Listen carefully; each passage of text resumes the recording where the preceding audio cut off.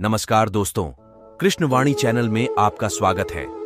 आज आपका फिर से जीवन बदल देने वाली एक और ज्ञान से भरी 3 दोस्तों की कहानी।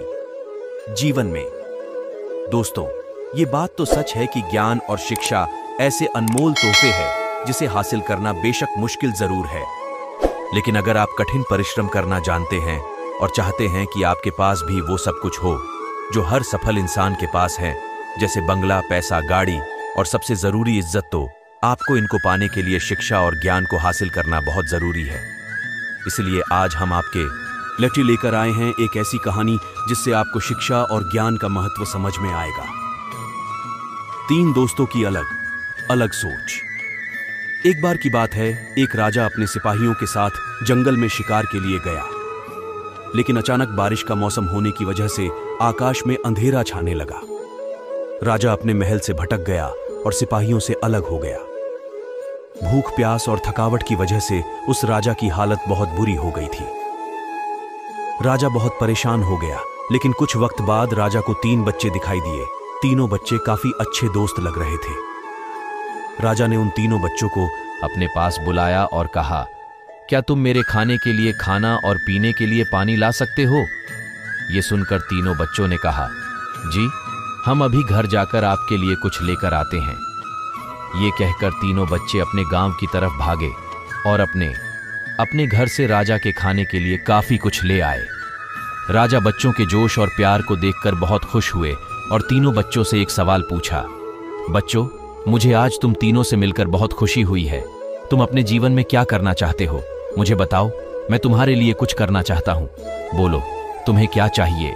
ये सुनकर तीनों बच्चे कुछ देर तक सोचते रहे और फिर थोड़ी देर में उनमें से एक लड़के ने कहा, मुझे धन चाहिए। मैंने कभी 2 वक्त की रोटी नहीं खाई, कभी अच्छे कपड़े नहीं पहने, इसलिए मुझे सिर्फ धन ही चाहिए। राजा ने कहा, ठीक है, मैं तुम्हें इतना धन दूंगा कि तुम हमेशा खुश रहोगे। ये सब सुनकर इस बच्चे की खुशी का ठिकाना नहीं रहा। अब दूसरे बच्चे की बारी थी, तो राजा ने दूसरे बच्चे से पूछा, बताओ, तुम्हें क्या चाहिए? दूसरे बच्चे ने कहा, मैं चाहता हूं कि मुझे एक बंगला और घोड़ा गाड़ी दे मिल जाए, क्योंकि मेरा घर छोटा है और बहुत बुरी हालत में है। यह सुनकर राजा ने कहा, ठीक है, मैं तुम्हें बाला और घोड़ा गाड़ी दूंगा। अब तीसरे बच्चे की बारी थी, तो राजा ने तीसरे से पूछा, बताओ, तुम्हें क्या चाहिए? तीसरे बच्चे ने कहा, मुझे ना धन चाहिए और ना ही बंगला। मुझे आप ऐसा आशीर्वाद दीजिए कि मैं विद्वान बन जाऊं और शिक्षा पूरी होने के बाद अपने देश की सेवा करने के लायक बन जाऊं। जब राजा ने तीसरे बच्चे की बात सुनी, राजा तीसरे बच्चे से बहुत खुश हुए और राजा ने उस तीसरे बच्चे के लिए सर्वोत्तम शिक्षा का इंतजाम करवाया। तीसरा बच्चा बहुत मेहनती था, इसलिए दिन रात एक करके उसने पढ़ाई की और बहुत बड़ा विद्वान बन गया, और सही वक्त आने पर राजा ने उसे अपने राज्य का मंत्री बना दिया। अचानक राजा को सालों पुरानी वो घटना याद आ गई। राजा ने मंत्री से कहा, कई सालों पहले तुम्हारे साथ जो 2 बच्चे थे, अब उनका क्या हाल है? मैं एक बार चाहता हूं कि तुम तीनों से एक साथ फिर से मिलो। एक काम करो, अपने तीनों दोस्तों को कल खान पर आमंत्रित कर लो। मंत्री ने अपने दोस्तों के पास यह संदेश भेज दिया। अगले दिन तीनों दोस्त राजा के सामने उपस्थित हुए।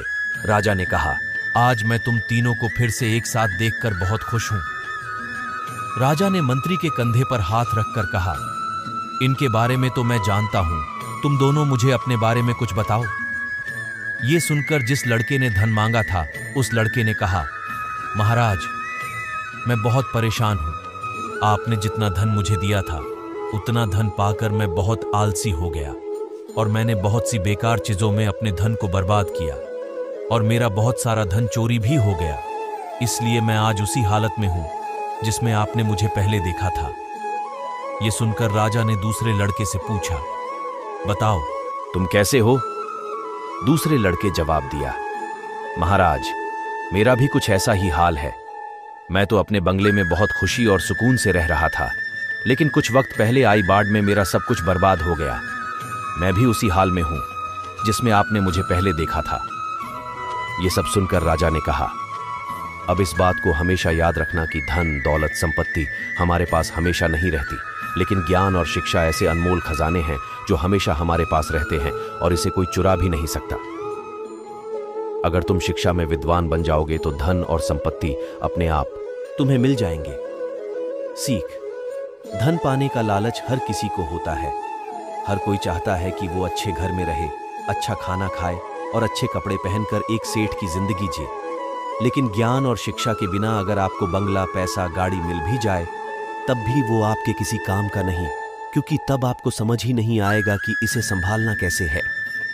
दोस्तों, इस स्टोरी से आपको क्या सबक मिला, कमेंट में जरूर बताएं और अपना ज्ञान दूसरों को हमेशा सही मार्ग पर ले जाने में सहयोग करें। ऐसे ही मोटिवेशनल कहानी देखने और सुनने के लिए हमारे चैनल को सब्सक्राइब जरूर करें और दोस्तों के साथ मोटिवेशनल कहानी शेयर भी जरूर करें। चलिए मिलते हैं नेक्स्ट वीडियो में, तब तक के लिए जय हिंद, जय भारत।